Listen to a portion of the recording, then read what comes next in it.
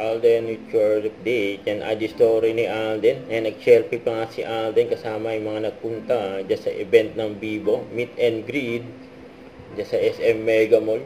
Ayan, dinugmog dyan si Alden eh. Ito pa nga isa sa mga maswerte. Pwede rin pong tarp.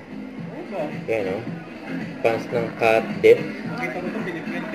Ayan o, nakita raw ni Alden yung video. Ginawa yung tarpaulin ng Cat din.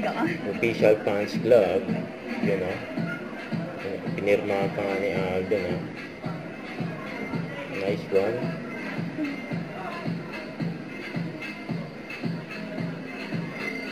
Yung Cat din. Thank you so much. Can you give us one advice? What do they need in order for them to be successful? Number one is determination and that discipline. Sabi nga nila, parang motivation and discipline is very different from one another. When you're motivated, parang hit or miss it. Depende sa mood mo kung you will go right after your dreams.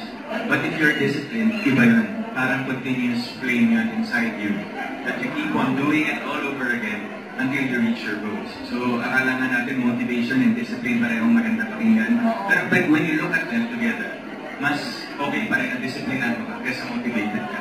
Because, yes, you have to be disciplined para continuous yung effort mo to reach for those dreams that you want to achieve in life, especially your goals. And at the same time, syempre, be a good person, you know, with everyone that comes your way, be respectful, huwag kang mambastos, huwag kang matapa, and always pay it forward. And syempre, aside from that, syempre, kailangan mo rin ng partner. Yun o, Partner sa...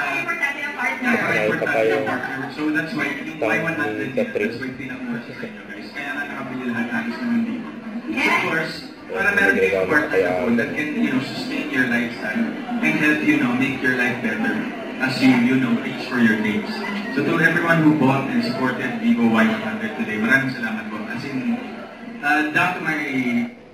Huwag kalimutan mag-subscribe, click ang notification bell para ma-update po ang your reaction vlog. Bye guys, thank you for watching.